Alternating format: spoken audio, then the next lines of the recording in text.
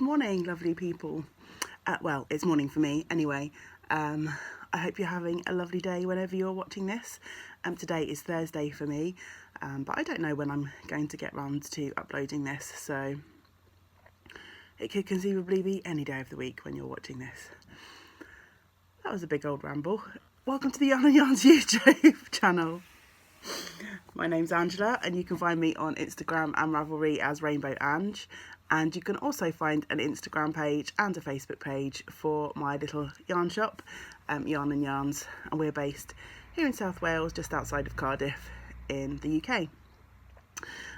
Usually on my channel you will find me chatting about my adventures in knitting and crochet, sometimes a little bit of spinning and sewing, and also my adventures of being a yarn shop owner. But today is going to be a little bit different. Today I'm actually going to try something new, and I am going to do a little review video. Now, I was inspired to come into the shop a bit early this morning to have a chat about this magazine that arrived yesterday. I don't usually do these sorts of videos, so it's something new. I don't know whether anyone will care or be interested, but the magazine in question is Rowan, and this is the new issue, Knitting and Crochet magazine number 63. It's a beautiful front cover, and I received my copy yesterday, and I took it home and was flicking through it in the bath, as you do. And a little disclaimer, I love Rowan yarns. Rowan are probably my favourite commercial yarn producer. I know some people out there will have opinions to the contrary, and I can understand why. Over the last few years, I think they lost their way a little bit, and they were producing so many yarns and not all of them were of the quality that we were used to from Rowan. But they seem to have turned things around somewhat, in my opinion, over the last year or so. And they're doing a few new things, and the yarns are back to the quality that I would certainly expect from Rowan. That's my little disclaimer. Having said that, the reason that I've been inspired to record this little video is because there are so many things that were driving me potty, making me cross in this magazine, which had such promise. I mean, that cover shot is just beautiful, isn't it? I mean, the project's colourful and fun. It's kind of intriguing. It looks like a woven kind of fabric. You know, what's that about? It inspires you, doesn't it, to open that magazine and take a look. But when you do, there are some fabulous projects in there, but there's also some god-awful projects. And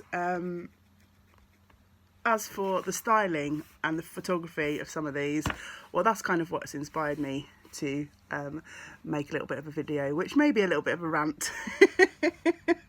So if that's not your bag, then I completely understand. Switch off now. I do have some positive things to say, as well as some ranty things to say. But it's kind of fun that I have been inspired to make this video, because if you follow me on Instagram, you'll have seen a post from me a couple of days ago. January is really kicking my butt. I'm feeling, or up until this point, I've been feeling completely devoid of energy and uninspired. But the fact that I feel so passionately about some silly little things in this magazine it's kind of making me smile internally, really. While I was feeling like this, I chose to pop into the shop early and just talk about it. You know, it's good to share, and it may not be of interest to anybody else, but it will make me feel better to get some of these things off my chest. And talking of the post on Instagram, I just want to say thank you to everyone who liked or commented on that post. It seems like a lot of people are suffering from the January blues at the moment. I completely sympathise and empathise with you. I'm not usually one that is worried too much about the winter time, but yeah, for this year, some reason, it's been hard. But hopefully we shall all get into a good rhythm as the year carries on, and January will soon be forgotten. Not that I want to wish my life away. But back to the purpose of me switching my camera on, which is Rowan Knitting and Crochet magazine. So if any of you haven't seen any of the Rowan publications before, they're a good thick publication. I think off the top of my head they cost around about £12, but you get lots of bang for your buck. So in this magazine are 38 patterns in the magazine, so for the price, when you consider that you can spend £5 or £6 for a single pattern, it's fairly good value. If you can find 2 or 3 things in here that you think you fancy knitting, then it's worth the money. And even if you can't, I think that it's worth the money. It's a good quality book and they look lovely. I mean, they've got nice thick spines. I just like to collect them. If you're a collector of pattern books and things, then I can definitely recommend this. So what they tend to do in their magazines, Rowan, is they have 2 themes for the book, and then they publish sets of patterns inspired by both of the themes. And the 2 themes in this, in the inside cover it says there's 39 patterns. Sorry, I said 38. So the 2 themes for this magazine are the Modern Nomad and Willow. So the first section is Modern Nomad, and I'm just going to read the blurb. It says it's a collection of 21 designs featuring classic wearable shapes using stitch textures and colour mixes inspired by woven nomadic textiles. The second collection is Willow, and that is a collection of 18 designs offering relaxed, simple shapes using textures, nautical stripes, fair isle patterns, taking inspiration from traditional blue and white Delft ware and iCat fabrics. Well, I've just noticed a spelling error. It says a collection of 18 designs offering relaxed simples shapes that have been inspired by the meerkats. If you're here in the UK, you'll know what that means. So to me, this book is a tale of 2 halves. I love a lot of what's going on in the Modern Nomad section of this book. The Willow section I just don't get, but we're all different. I am sure there will be people that love what's in that section and hate what's in Modern Nomad. So that's another fun thing about these pattern books. There's so many patterns in them, there is bound to be something that inspires you. So I'm going to show a couple of designs that I'm not going to show them all because, you know, 39 will be here for hours and hours, knowing the way that I blather on. We've been going for quite a while and I haven't really said anything much about the book yet. So I'm going to pick out a few things that I love and a couple of things that I just don't get, and some things that make me cross.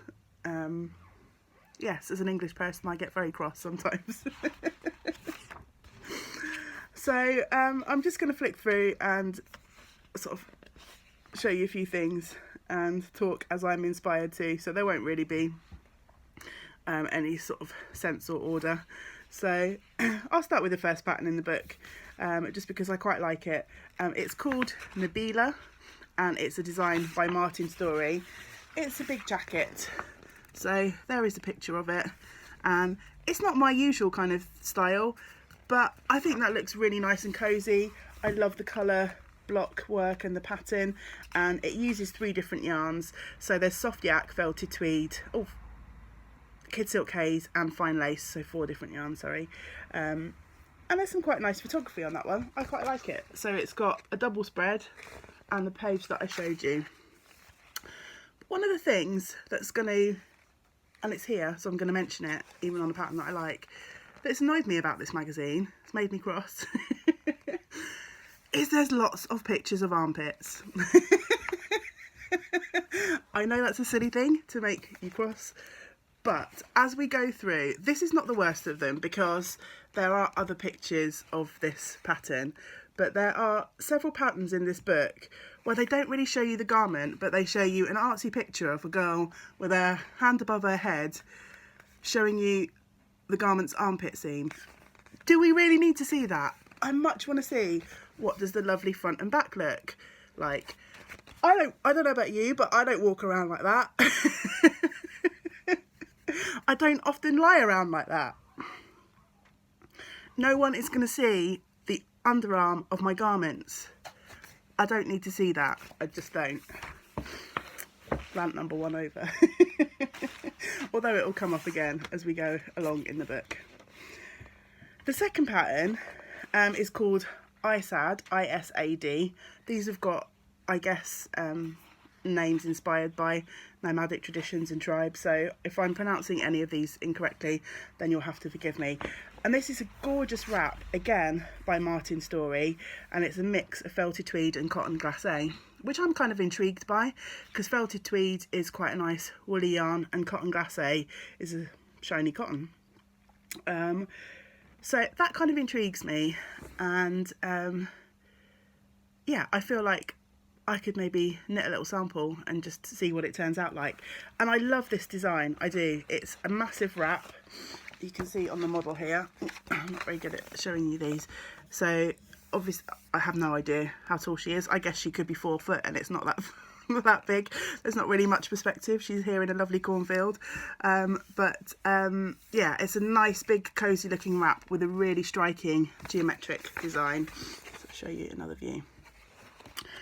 But, yes, there's a but. And I don't know how well I'm going to be able to show you this, but I'm going to bring this in really closely. Can you see this hem down here, this side of this wrap? It looks like it's been chewed by a dog. I'm sorry, but there's this beautifully styled, I mean, I love the styling of this. The background's gorgeous, the model's gorgeous, her dress to die for, and this wrap is just set off lovely by everything else. It's one of those where you do focus in on the knitwear. Sometimes you're more intrigued by the other clothes that the model is wearing. But, I mean, doesn't that just put you off? I don't know what's happened there. I mean, obviously, there's lots of colour changing. They're probably carrying the yarn up the side. They've blocked it out strangely. I don't know. But that just immediately puts me off again of knitting that. So a wrap that I was really excited about when I turned the page and saw the design and looked at the fibre content. I mean, it's not going to be the most exciting knit, is it? Because it's massive and you're doing it in small sections, which I guess will make it less of a chore. But do you want to go through all that effort to have that really horrible wavy edge at the end of your project? I don't know that I would. So yeah, that's a disappointment. I mean, whether that's a property of mixing the wool and the cotton, I don't know. Maybe someone out there with more fibre knowledge than me would be able to explain that. So yeah, that's my second rant. There's a lovely backpack. I won't show you. It's just a standard backpack made in cotton. It's very pretty though. And then the next project is called Ziana, which again I just don't get. In the pattern section, so they tend to do these photography pages, which I think is quite common in magazines, and then they have the patterns at the back. The pattern at the back says it's a poncho. When you look at these pictures, I think it's pretty hard to kind of tell what it is. Is it a wrap? Is it a poncho? And I just don't get it as a poncho. It seems to be really short at the back, and then at the front, sorry, and then really long at the back. And I just don't. The only picture I like is that. I love that one. I love that one. The dress and the you know, if it was kind of a same length both sides cover up, I could kind of get that, but I just don't get it. And without being rude, the colour they've chosen, it looks a bit like a potato sack. And I mean, that look at that model. She is gorgeous. If it looks like a potato sack on that gorgeous skinny model, what's it going to look like on someone like me? I will look like the King Edwards of potatoes in that, I'm sure. Anyway. There is a lovely jacket in here, which I do love. And again, it's completely not me, so I'm kind of surprised that I love it. It's called the Tie Bar, so Taibah, and it's designed by Lisa Richardson. I can't ever see myself knitting it, because to knit for someone like me would take forever. But I just love that. I love the colours. I just love the style. You know, it's one of those that I would happily skip through a cornfield wearing that, if I knew any nearby cornfields. And again, the patterns in the Modern Nomad section seem to be made from a really interesting mix of yarn. So this is the soft yak DK, which is the cotton, yak and nylon blend, creative linen and kid silk haze. Although, so under here, you can see she's also wearing another garment, which is a t-shirt based on this kind of colour thing. And I just don't get why you'd put kid silk haze in a t-shirt. Okay, it's a lacy yarn, but it's a mohair yarn, and it's obviously being held double with either the linen or the soft yak, probably the linen I would say. And I just don't know why you'd want the warmth of mohair in a t-shirt, but there you go. Again, that's just my opinion. The next garment is a tale of two halves. It's called the Kalia, and it's a creative linen waistcoat type thing. There's two pictures, and I'll show you the one that I love. I mean, that's a cute little top, waistcoat, jacket for the summer, isn't it? This one, nah, don't get it. Just don't get it. The next garment is called Hasina. I said I wasn't going to talk about all of the patterns, but here I am talking about all the patterns, so sorry about that. But the only thing, I mean, it's a really simple short-sleeved garment. The only thing I just don't really get is why there's two pictures of it. I mean, 1, 2. What do you get from that picture, for instance, that you don't get from that one? Nothing. I don't understand. And there are other garments in here which have got like a 1-page spread that you'd love to see more angles of. So I'm not going to say anything about this one other than armpit. That's called the Garima. Yeah, so this is, hold on, let me just double check. This is one that I like. It's called Nia, which is a nice top, colour blocked, and I really like the sort of boat neck on that one. So yeah, good job on that one. There is there's a cardigan, which the patterning is obviously reminiscent of that wrap, and again it's designed by Martin Story, so you can see he's taken the inspiration for both of that. But I don't really get these sleeves. They're sort of like big and puffy at the top and then tight in there. But now this is one. It's called Guyana, or Gayana, Gayana, and it's a skirt designed by Lisa Richardson, made from creative linen and soft yak DK. A skirt, okay?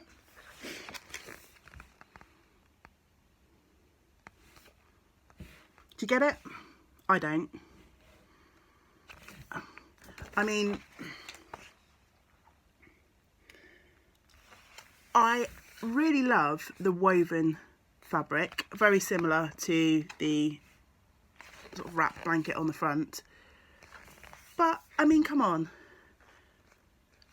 Maybe I'm just not high fashion enough, but who's going to walk down the street like that? I mean, you've got to wear trousers under it. At least you've got to wear a clean pair of knickers if you're not wearing anything else under there. I mean, really? You know, comment below, let me know. Can you see the point? Can you? So yeah, I'm flicking through now. There's a nice, simple colour block cardi, which I love. And then we come on to the Eshana wrap, Eshana, which is the one on the cover. And I really like that. And it's crochet, and you create chains and then you weave them together. So I'm really intrigued, and I'm tempted to grab some scraps of yarn and just not necessarily have a go at a wrap, but just try out the technique and have a play, because yeah, I think that's quite inspiring. So good job on that one, Rowan. And weaving seems to be really popular at the moment. There's a top called Lanika, which, yeah, it's okay. But again, I don't think the photography shows off. So she's hunched forward here, so you can't, I mean, you can kind of see the shawly type collar, but there again, I don't really get why you'd want a shawl collar and no sleeves. Surely if you want the warmth of a shawl collar, you're going to need some sleeves. I don't know. But the thing that really winds me up about this is, I mean, look at that rolling hem. Yeah, not attractive, I don't think. There's a crochet cardigan in here which I really like. I think coming across nice crochet patterns is harder than nice knitting patterns. This one is called Maida, M-A-I-D-A, by Marie Wallin. If I hadn't made my Padina cardigan from Soft Yak last year, which was an eyelet cardigan, I might be tempted to make this. But this is also made in Soft Yak and it's very similar. Open cardigan. But I do really like that. So, yeah, I'd be tempted. My Soft Yak cardigan is in a very similar colour to that. But I could obviously make it in umpteen different colours. Barlin in Creative Linen. See what I'm saying? Right, so this cardigan is an example. There's obviously eyelet detail that goes in different directions. You can't really see it too well on there because she's hunched over. You can't see the full effect there because she's flashing her armpits. I just like a nice simple picture of the front of the garment, please. No one needs to see the armpit seam. There's another, I think this is the last one in the Modern Nomad collection, which is called Fulan. I'm not a fan of the colour, but I love the stitch pattern. It's really interesting. Made from Summer Light DK, which is a cotton. And here it is. I think that's really pretty. So, yeah. All in all, there are some patterns that I really like, and I didn't show them all. There's a gorgeous wrap called Daya, which has got some lovely texture on. There's the t-shirt that goes with the jacket. So yeah, there's some really nice patterns in that collection.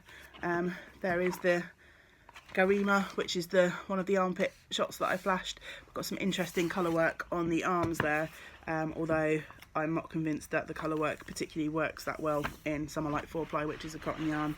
But again, just my opinion. So yeah, that's, despite my ranting about some of those, that is the half of the collection that I actually like.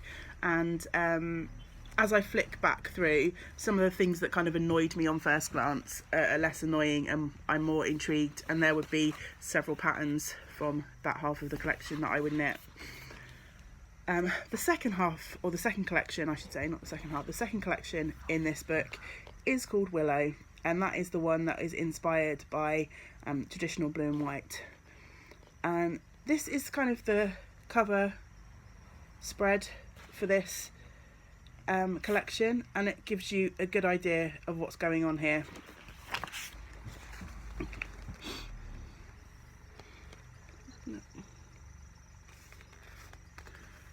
So lots of blue and white, basically, lots of colour work, and to me it's lots of strange 80s colour work.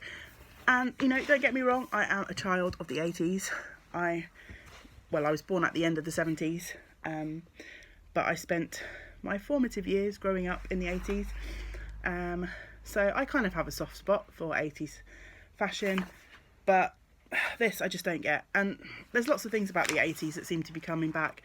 Colour block seems to be coming back. I've seen lots of things with ruffles on, which just seems very 80s to me.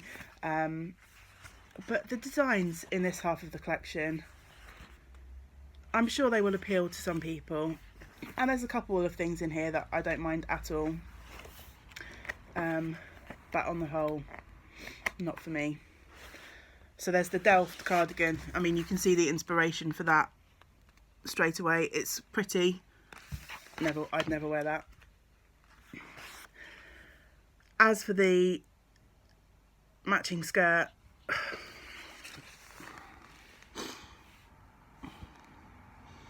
I don't know. I just can't see anyone wearing that. I can't. I'm kind of lost for words, as you can tell. It looks better with the plain blue top rather than the matchy jacket, but yeah. Stafford, designed by Lisa Richardson, is actually really nice. It's a brioche jumper in blue and white. But again, the photography frustrates me a little bit. She's all scrunched over there, so you don't really see much. That one's a little bit better, but yeah, I just don't.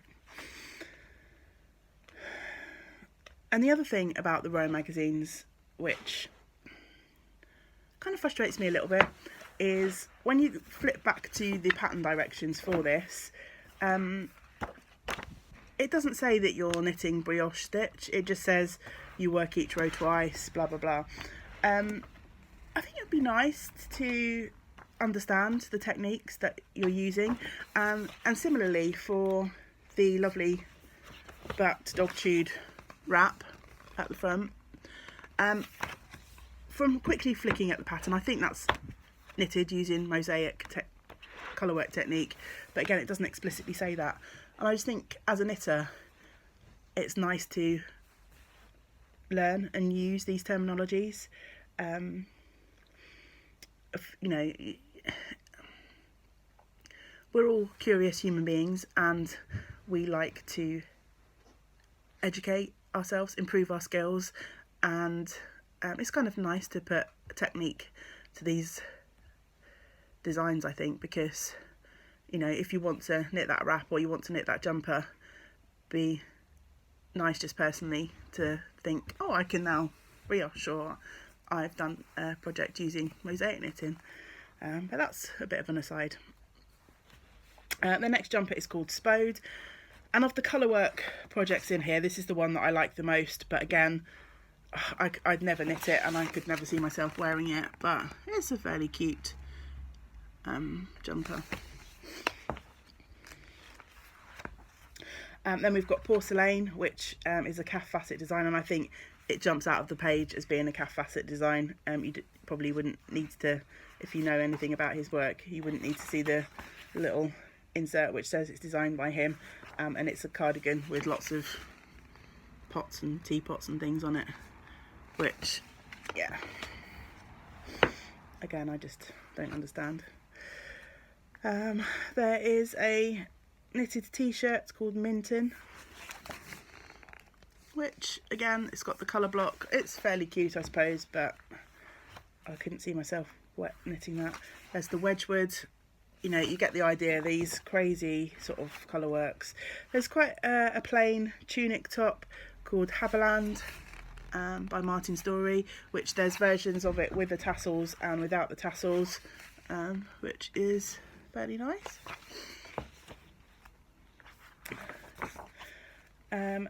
Paragon, which I think is probably one of the projects that I like the most, but again, I couldn't see myself wearing it, but it's quite a striking geometric jumper, and it's photographed very nicely. No armpits. So yeah, I mean, I'm skipping through a fair few of these designs. There's quite a nice simple cardi with a textured pattern at the top, and then there's also a cabley lacy cardigan and an armpit. There's some cushions which are fairly inoffensive, but again, you know, there's much nicer cushion patterns out there if you're going to go for some colour work, and they're all knit in cotton, which again I don't think particularly works well. And then there's this, the last project in the Willow is called the Ainsley, which I like the shape of. It's got sort of like an asymmetric sloping hem, but I'm just not a fan of where that colourwork join is placed. I don't know about you, but it just seems to be in slightly the wrong place to me. there's just something about it that doesn't sit very well. So yeah, there's some of the designs. As I say, I haven't shown you them all, and my opinions. There is lots to love about this book, but there is also lots that makes me cross. I don't know probably whether any of you found that interesting or not, but I am glad to have got that off my chest. Beautiful patterns, Rowan, as usual, mixed in with some things that I just don't understand, which again seems to be as usual for Rowan. But you know, in a book with 39, 40 designs in every issue, there's bound to be things that appeal to me and don't appeal to me, and would appeal to you and not appeal to you. Maybe you love that colour work skirt and you think I'm crazy for being at a loss for words. If you do, let me know below. I'll be interested to hear your opinions. I wish they would think a bit more about style over substance in their photography. The photography is always beautiful, but you can't always see the garments as well as I would like. As I say, I'd much rather see a boring, plain shot of the front of a garment than of someone's armpit. And I just wish they would think about how the garments look in their photography and try their very best to present them nicely with straight edges and things like that. But it's just one girl's opinion. If you've made it to the end of this video, then thank you very much for watching. All that remains to be said is I hope you have a wonderful day, and that whatever you are up to, you get to do a little bit of knitting or crocheting to brighten up your day. And until next time, lots of woolly hugs to you all. Bye for now.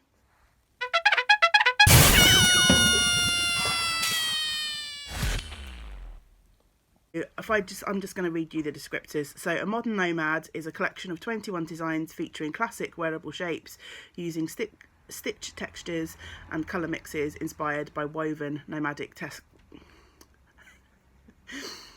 I'm going to say that again.